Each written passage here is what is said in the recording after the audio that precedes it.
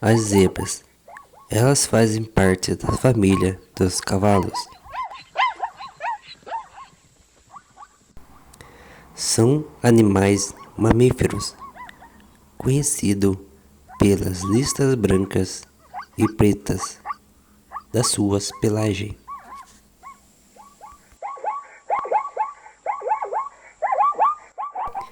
Existem 3 tipos de zebra que vivem em diferentes partes da África.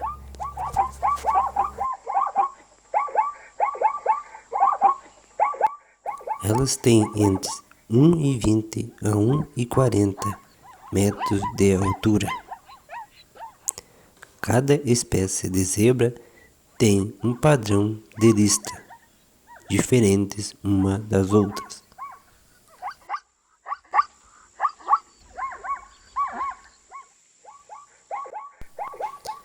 As zebras, elas se alimentam de pastagem e se comunicam entre si por meio de sons.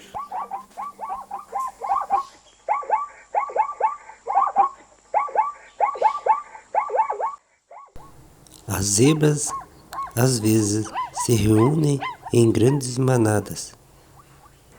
Elas também podem formar manadas mistas junto com os antílopes.